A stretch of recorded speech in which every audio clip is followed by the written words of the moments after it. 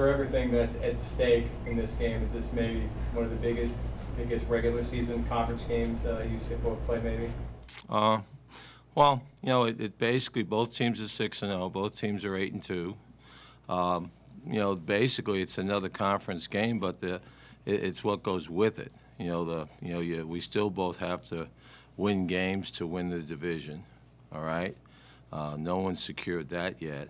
So I think the big thing is that you got to have the ability to go out and the winner of that game's in the driver's seat for the home field advantage for the conference game, which, I think anytime teams have to travel west to east or east to west, what is it, about 30% of the teams win? I mean, when you look at all football, I mean, that's because of, time change, because of distance, because of, focus. A lot of things come into play there, but, I think it's a big game because it's one, as the players said, it's the next game, and the players probably understand, this group of kids understand those things probably more than some of the other teams I've had. It's a game, and that's what we say, it's the 11th game of the season, but it's a lot more than that because of the implications with the game. And they understand that, and this game is about basically going out and getting your job done in all three phases. And obviously, I think practice so far this week has been really one of the better weeks we've had as far as contact speed and doing the things that you need to do to prepare to win. What is Tulsa doing well offensively? I know a lot of teams had quarterback changes, so did they, but they haven't missed a beat. Well, they don't count on the quarterback to win the game.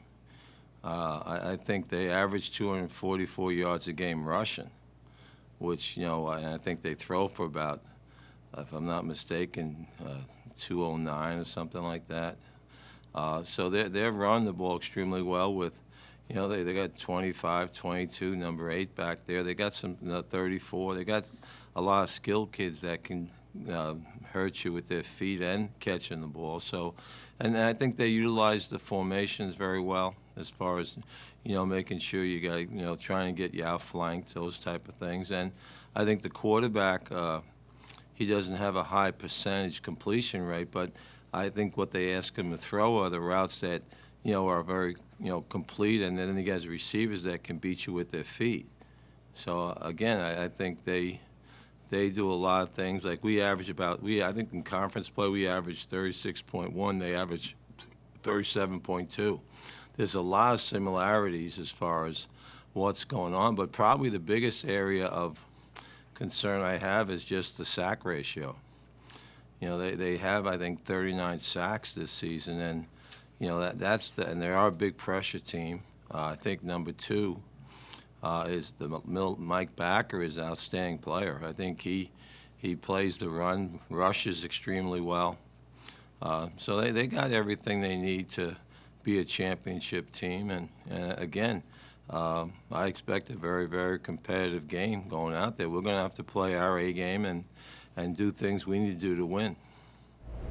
How do you counter their pass rush? Is it more important then to establish the run early to kind of back them off from being able to pin their ears back and come after a little bit? Well, no, I think they just have a good scheme as far as bringing linebackers, so they single up guys a lot, and they don't give you a chance to double team a lot of people. And again, the key is basically making sure you throw where the coverage allows you to throw.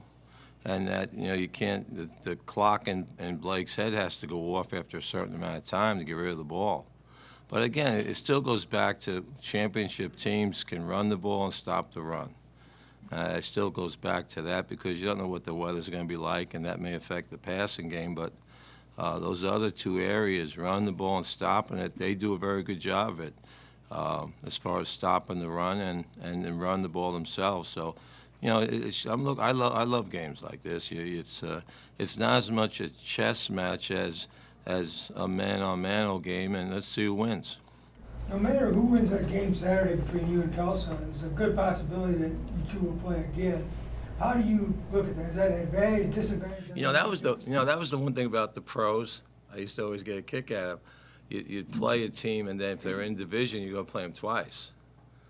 And you'd play them one game, and then you'd go back and you'd watch the film, and you're making all these changes because they know what you did the first game, and they're making changes because we know what they did.